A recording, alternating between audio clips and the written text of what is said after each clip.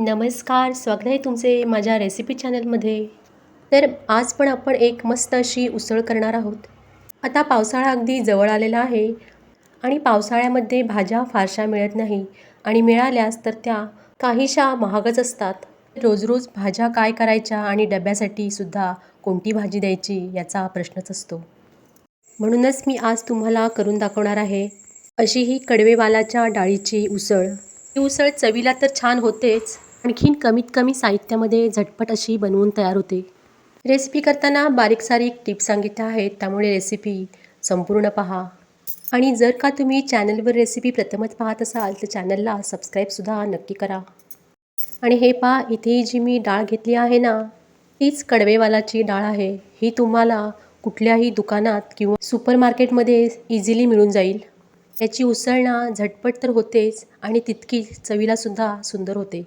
इथे मी 1 वाटी कडवेवालाची डाळ घेतली आहे आणि ती स्वच्छ अशी 2 ते 3 पाण्याने धुवून घेतली आहे आणि 2 ते 3 तास तरी ही डाळ पाण्यामध्ये भिजवून घ्यायची आहे. परंतु जर का तुम्ही ही उसळ कुकरमध्ये शिजवणार असाल तर नाही भिजवली तरीसुद्धा चालेल. फक्त कुकरला शिजवताना याच्या 1 ते 2च शिट्ट्या काढायच्या आहेत, नाहीतर डाळ पूर्ण विरघळून जाते. त्यामुळे जर का तुम्ही भाजी कुकरला शिजवणार असाल तर याच्या 1 ते 2च शिट्ट्या काढा, कारण ह्या डाळींना शिजण्यासाठी फारसा वेळ लागत नाही. आता आपण इथे भाजी कशी करायची ते पाहू. त्यासाठी इथे कढईत मी 2 ते 3 चमचे तेल घेतले आहे आणि तेल छान असे गरम झाल्यानंतर अर्धा चमचा जिरे घातले आहे. जिरे छान असे तेलामध्ये फुलले की त्यामध्ये 2 बारीक चिरलेले कांदे घालायचे आहेत. आता हा कांदा बारीक गॅसवरती 1 मिनिटभर परतून घ्यायचा आहे. या पावट्याच्या डाळीची आमटीसुद्धा एकदम मस्त अशी होते. पावसाळ्यामध्ये रोज रोज त्याच डाळींच्या आमटी खाऊन कंटाळा आला असेल तर नक्की एकदा ह्या डाळीची आमटी करून पहा. चवीला एकदम सुंदर होते. आता यामध्ये 1 मोठा चमचा भरून आले लसूणची पेस्ट घालायची आहे आणि छान अशी परतून घ्यायची आहे. अगदी आले लसणीचा कच्चेपणा जाईपर्यंत परतायचे आहे. कांदा घालण्या अगोदर यामध्ये जिरे मोहरी घातली तरीसुद्धा चालते. आता यामध्ये 5 ते 6 कढीपत्त्याची पाने बारीक बारीक तुकडे करून मी घातली आहेत. आता शाळा सुरू होत आहे, त्यामुळे मुलांना डब्यामध्ये अशी भाजी तुम्ही झटपट अशी करून देऊ शकता आणि मोठ्यांनासुद्धा ऑफिसच्या डब्यामध्ये ही भाजी तुम्ही देऊ शकता. कांदा थोडा वेळ गुलाबी झाल्यानंतर त्यामध्ये चवीनुसार मीठ घालायचं आहे आणि छान असं मिक्स होईपर्यंत परतून घ्यायचं आहे. पाव चमचा हळद आणि अर्धा छोटा चमचा हिंग, अर्धा चमचा काश्मीरी लाल मिरची पावडर आणि 1.5 चमचा कोल्हापुरी कांदा लसूण मसाला घालायचा आहे. आणि आता हे मसाले कांद्यामध्ये एकजीव होईपर्यंत व्यवस्थित असं परतून घ्यायचं आहे, म्हणजे तेल सुटेपर्यंत परतून घ्यायचं आहे. हे मी 1 वाटी कडवेवालाची डाळ घेतली होती आणि याची 3 ते 4 माणसांसाठी भाजी बनवून तयार होते. तुम्ही तुमच्या क्वांटिटीनुसार डाळीचे प्रमाण कमी किंवा जास्त करू शकता.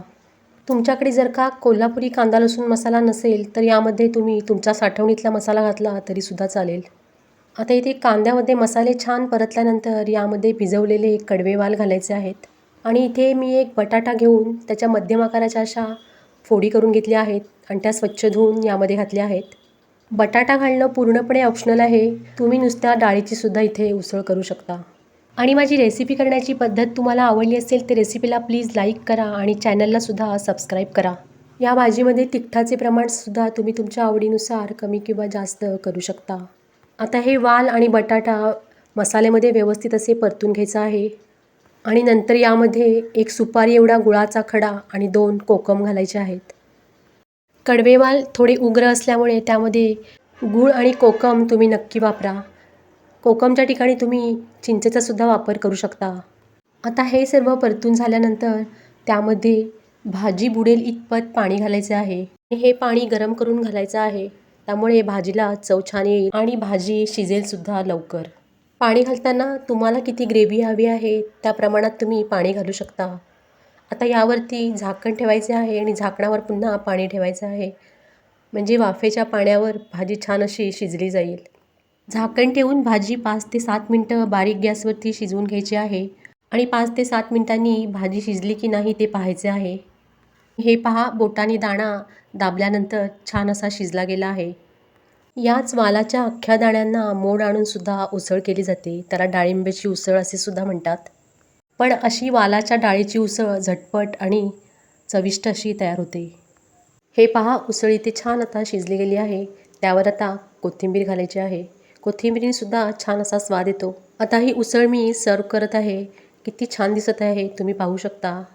आणखीन चवीलासुद्धा तेवढीच सुंदर होते. अशी ही डाळिंब्याची उसळ तुम्हीसुद्धा नक्की करून पहा. आणि अशा झटपट आणि चविष्ट आणि सोप्या रेसिपी पाहण्यासाठी चॅनलला नक्की फॉलो करा. आणि अशी माझी रेसिपी करण्याची पद्धत तुम्हाला आवडली असेल तर रेसिपीला एक लाईक करा आणि चॅनलला प्लीज सबस्क्राईब करा.